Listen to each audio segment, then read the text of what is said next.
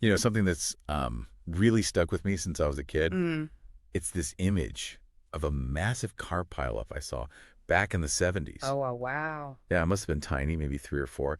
Definitely not strapped in different world back then, Right. sitting in the back of my granddad's car. Right. And one minute, we're just driving along, and the next, bang, this incredible crunching sound, like a concertina effect, maybe 5, 6 cars all smashed together. Gosh, even back then. Exactly. Fewer cars, no mobile phones buzzing. Yeah. But seeing that twisted metal, it made a huge impression. Showed how fast things go wrong on the road. That's a really powerful memory, and it actually sets up what we're digging into today perfectly. Mm-hmm. We've pulled together quite a bit of information, from personal stories like yours to really practical driving advice and even the official regulations. And the mission for this deep dive is pretty straightforward.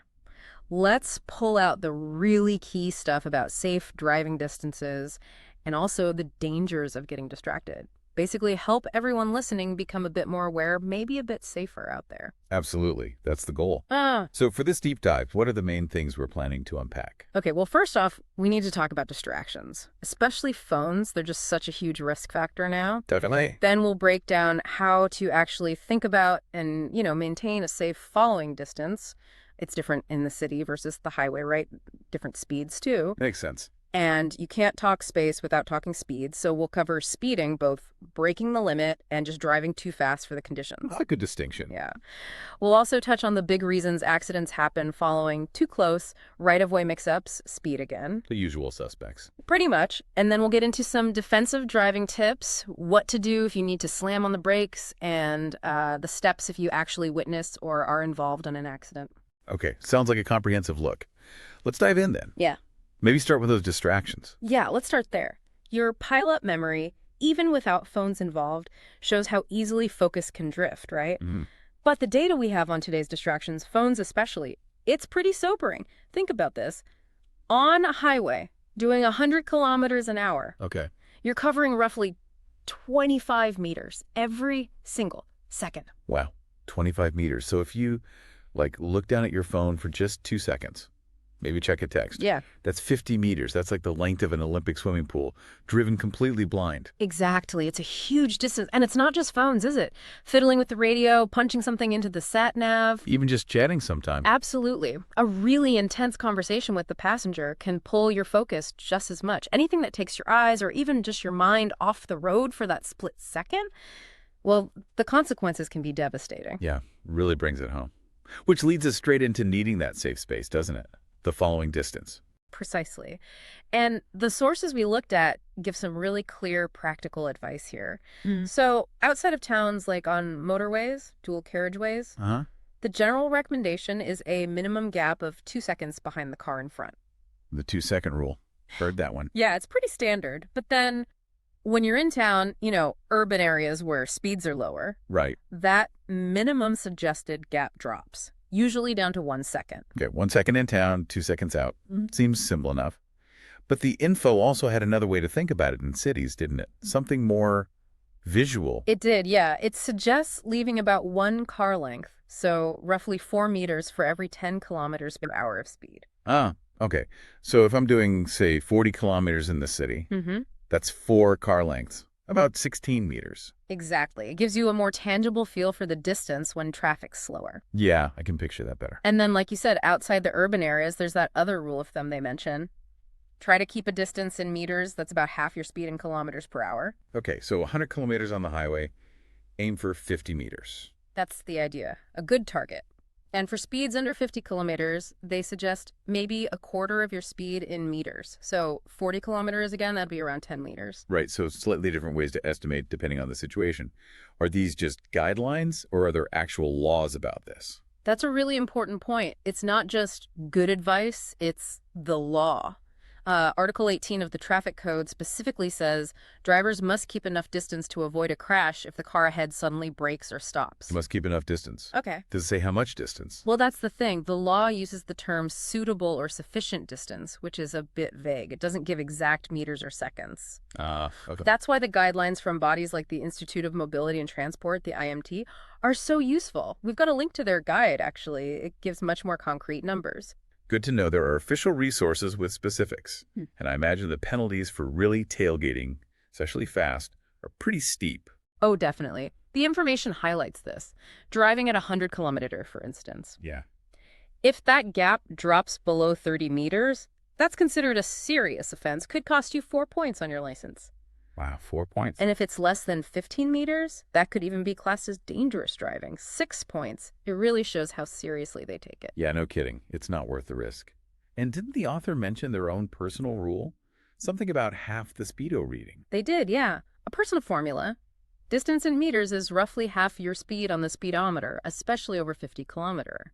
It's interesting how closely that aligns with the official half your speed in meters guideline for higher speeds. It does. And it ties into that other idea, needing to see ahead, right? Seeing a distance equal to your speed. Exactly. The logic is you need visibility roughly equivalent to your speed in kilometers to ensure you have the total stopping distance covered if something unexpected happens. Yeah. So yeah, 100 kilometers, you want to see about 100 meters clear ahead. Okay, so we've got the space sorted. Now let's link that more directly to speed, because speed changes everything, especially stopping times. This is absolutely fundamental. The sources are really clear. Double your speed, and your braking distance doesn't just double. It gets much worse, right? It quadruples, increases by a factor of 4. They even give a sort of simplified formula, v squared over 100, where v is your speed. V squared. Okay, so give me an example. Right, say you're doing 40 kilometers. 40 squared is 1,600. Divide by 100. That's roughly 16 meters braking distance. Okay, 16 meters at 40. Now, double your speed to 80 kilometers. 80 squared is 6,400. Divide by 100. 64 meters. Exactly. From 16 to 64 meters. It's a massive jump. And I think people often really underestimate that. That 100 in the formula is just a rough average for deceleration, by the way. It simplifies things. Wow. That really hammers home the danger of higher speeds. And the total stopping distance isn't just braking, is it? There's more to it. No, you're right. Total stopping distance has, well, 3 main parts. First, there's your reaction distance. That's the distance the car travels while you see the hazard, process it, that's perception time, and then actually move your foot to the brake. Right, the thinking time. Exactly. Then you've got your safety distance, the buffer you're hopefully already maintaining, and then comes the braking distance, the bit where the brakes are actually doing the work. So let's take that 100-kilometer example again, out of town. Yeah. What do those distances look like? Okay, at 100-kilometer, your total stopping distance is going to be somewhere around 100 meters. A whole lot. The whole lot. Your minimum safety distance, remember, should be about 50 meters half your speed. But, and this is crucial if you're tired or distracted, that perception time, that thinking time, it can easily stretch out, making your reaction distance much longer. Yeah, that makes sense. Your brain's just not processing as fast. Yeah. Now, the info also mentioned something about false starts in traffic. What's that? Yes. This happens a lot, especially in queues. You stopped pretty close behind someone, right? Maybe just a meter back. Light goes green or traffic inches forward. The car ahead moves, so you start moving too, almost instantly. Naturally. But then suddenly they stop again. Maybe they saw something, maybe they stalled, whatever. Slow. Because you were so close and reacted immediately to their first movement. You nudge them? Exactly. Oh, no. That little bump is often called a false start accident. Usually low speed, but still annoying, causes damage. It can happen because drivers sort of get primed by the car in front moving and just react without checking if it's safe. Yeah, I can see how that happens easily. Frustrating. So how do you avoid those little bumps? There's a really simple trick suggested. Just consciously count. 1, 2, after the car in front starts moving, before you take your foot off the brake. Just a 2-second pause. Yeah. That tiny delay builds in just enough of a safety gap, so if they do stop suddenly again, you've got time to react properly. Simple habit, big difference in stop-start traffic. Definitely good advice for city driving. Now, the sources also stress driving at especially moderate speeds in certain places. Where specifically? These are zones where you really need to dial it back. Basically, regardless of the signposted limit, we're talking pedestrian crossings. Obvious one. Yep. Designated cycle lanes, any kind of intersection or junction where traffic could cross your path, roundabouts definitely, and anywhere you see warning signs indicating a hazard. So even if the limit's, say, 50 kilometers in town, approaching a crossing where someone might step out, you should slow right down. Absolutely. The info suggests aiming for around 30 kilometers in those situations, maybe even slower depending on visibility and what's going on. 30. It's not always a legal requirement to hit exactly 30, but the principle is key. Slowing down that much dramatically cuts your stopping distance and gives you far more time to react. It really reduces the potential severity if, worst case, a collision did happen. Safety first in those vulnerable spots. Got it. Okay, so we've done distractions, following distances, speed impact. Let's shift to the main causes of accidents, according to this material. Right. The sources point to three main culprits, really, that pop up again and again. First, no surprise, failing to keep that safe following distance. Though we covered that. Second, not respecting right-of-way, especially at junctions, big cause of collisions. And third, excessive speed. And you mentioned earlier there's a subtle difference in how they talk about excessive speed. Yes, it's an important distinction. They separate excessive speed, which is basically breaking the posted limit, violating the rule. Going faster than the sign says. Exactly. And excessive speed, which means you're driving too fast for the conditions, even if you're technically under the speed limit. Ah, right. So things like bad weather, poor road surface, heavy traffic, maybe fog, or even just a tricky bit of road you don't know well. Driving at the limit might be legal, but still way too fast and therefore excessive for safety in that moment. That makes total sense. You could be legal, but still dangerous. Where do most accidents actually happen, based on the data they cited? Well, looking at the European average, as they mentioned, up to around 2013, about 2/3 of accidents happen in urban areas, inside towns and cities. 2/3? Wow. What causes those? The big ones in cities are, number one, failing to give way, especially at those unmarked junctions where the rule is usually priority to the right. Okay. Number two, not signaling properly, not indicating early enough they suggest 2 or 3 seconds or at least 3 blinks before you turn or change lane. And number three, rear end shunts, which again usually comes back to not leaving enough following distance needing more than that 1 second minimum or that quarter of your speed in meters guideline. And the accidents outside towns? Less frequent but more serious, you said. Sadly, yes. Only about 1/3 of accidents happen outside urban areas, but because speeds are higher, the consequences are often much worse. And the causes there? Again, excessive speed is a major factor, both breaking limits and just going too fast for the road or weather. And, surprise, surprise, failing to maintain that safe following distance. Seems to be a recurring theme. It really is. The advice there is aim for 1 to 2 seconds gap, so quarter to half your speed in meters, but ideally closer to the 2 seconds. And in bad weather, like rain or fog, stretch that out to 3 seconds or 3/4 of your speed in meters.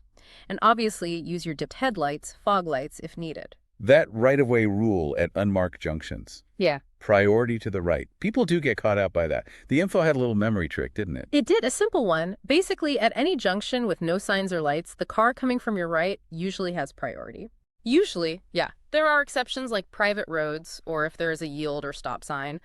But the exercise they suggest is picture yourself at the junction, mentally raise your right arm. Anyone coming from that direction gets priority.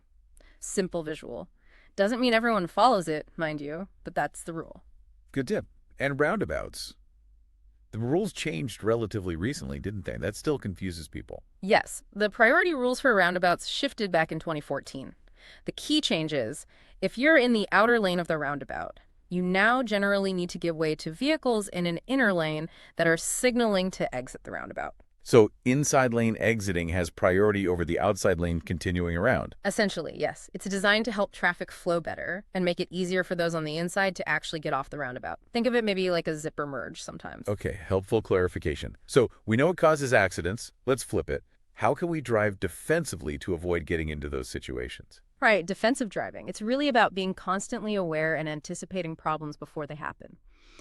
The sources highlight a few key things. Number one, be super careful changing lanes. Signal, mirror. Signal early, check mirrors, yes. But Yeah. crucially, check your blind spot, that quick look over the shoulder. Don't just trust the mirrors. Got a blind spot check. And be cautious in roundabouts, as we just discussed. Also, dealing with emergencies, like a tire blowout. Yeah, what's the advice there? Scary thought. Very scary. If a front tire blows, the absolute key is don't panic brake or wrench the steering wheel. Okay. Grip the wheel firmly. Try to keep it straight initially, then gently steer towards the shoulder, easing off the accelerator gradually. Smooth and controlled is vital to avoid losing control completely. Mood and control. Right. Any other core defensive principles? Yeah, generally make all your maneuvers smoothly. Stopping, starting, turning, lane changes, make them gradual and predictable so others can anticipate what you're doing. Makes sense. And it repeats the warning. Absolutely no driving distracted by phones under the influence of drink, drugs, certain meds, or when you're really tired. It's just not worth the risk. Heard loud and clear. Plus, that point about slowing right down under 30-kilometer rate, ideally for junctions, crossings, and always make your intentions clear with proper signaling well in advance. Good summary. Okay, what about when, despite everything, you do need to brake really hard? An emergency stop. Right, emergency braking. There's a technique. The advice is hit the brake pedal hard, really stand on it, and at the same time, press the clutch fully down. Brake and clutch together hard. Yes. And as soon as you possibly can, flick on your hazard warning lights. Let people behind know immediately you're stopping fast. Okay, hazards on. Also, a quick check in the rearview mirror is smart. If someone's flying up behind you and looks like they won't stop, well, it's a tough call. But slightly releasing the brake might lessen a rear-end impact, though that depends massively on what's in front of you. Very situational. Tricky one. What if the car starts skidding? Say, on a wet road. Okay, skidding during braking depends on if you have ABS anti-lock brakes. Right, most modern cars do. Most do. If you don't have ABS and the wheels lock, you need to ease off the brakes slightly to let the wheels turn again so you can steer. Okay, ease off if no ABS. But if you do have ABS, keep your foot planted firmly on the brake pedal. Don't pump it. You'll likely feel pulsing or vibrations through the pedal. That's the ABS working. Keep the pressure on. It allows you to maintain steering control while braking hard. Got it. Trust the ABS shutter. Exactly. They also mention maybe trying to steer around something evasive steering potentially, even while still braking hard with ABS, but you've got to be hyper aware of what's beside you, anyone overtaking, etc. Complex stuff in a split second. Hopefully none of us ever need it, but good to know. Yeah. Lastly then, what if the worst happens? You're involved in an accident or you come across one. There was that acronym, PAS. Yes, PAS. It's a really useful sequence. Prevent, alert, help. Okay, prevent first. What does that mean? Prevent is all about making the scene safe immediately, stopping further accidents. So, engine off in the involved cars, hazard lights on, put on your high-vis reflective vest before you get out. Vest on first. Good point. Then, place the warning triangle. Needs to be well back from the wreckage, about 30 meters or 30-40 good paces, to give oncoming traffic plenty of warning. And get yourself and anyone else who can move safely off the road onto the shoulder or verge. Okay, secure the scene. Then A is for alert. Alert, yes. Call emergency services. 112 is the number across Europe. The info also lists specific numbers for Madeira's coastal road and expressway. 112. Got it. And importantly, you can often call 112 even if your phone has no credit, sometimes even without a SIM card. When you call, be ready to give the location, number of vehicles if anyone's hurt, any specific dangers like fire or trapped people. Be clear and calm if you can. Location, vehicles, injuries. Okay. And the last step, S for socorro, which means help. Help or socorrer in Portuguese, yes. This is about assisting the injured. The main goal is to improve their situation by either removing them from immediate danger, like dragging someone from a burning car, if safe, or removing the danger from them. Okay. But, and this is really stressed, do not move seriously injured people unless they are in immediate life-threatening danger, like that fire example, especially if you're not trained in first aid. You could make injuries like spinal injuries much worse. Right. Don't move them unless absolutely necessary. Exactly. And don't give them anything to eat or drink. If they're conscious and asking, you could perhaps moisten their lips with a little water, but that's it. Just keep them warm, reassured, and as comfortable as possible until the professionals arrive. Really crucial points for a stressful time. And the sources we used also point people towards more info if they want it. They do, yeah. There's a list of links at the end: Portuguese Road Prevention, PRP, the Road Safety Association, even some tips from Goodyear. Good places to look for more detail on specific safety topics. Excellent. So wrapping this all up, it seems crystal clear from this deep dive that just consistently leaving enough space, that safe following distance, is incredibly important. They're absolutely fundamental. Combine that with fighting distractions, choosing the right speed for the conditions, not just the limit, and knowing what to do in an emergency. Yeah. It all adds up to making things much safer for you and everyone else. Mm-hmm. That childhood memory of mine of the pileup. It just shows how fragile it all is. I really hope digging into this today has given everyone listening some useful, practical things to think about, things that might actually help prevent something like that happening again. It really comes down to that blend of awareness, taking responsibility, and just giving everyone, yourself included, that vital time and space to react. So maybe a final thought for listeners. Just consider, how could really focusing on always maintaining a proper safe following distance change your day-to-day driving? How might it impact the roads around you? Maybe you reflect on which specific point about distances or safety resonated most today and think about consciously applying that next time you get behind the wheel.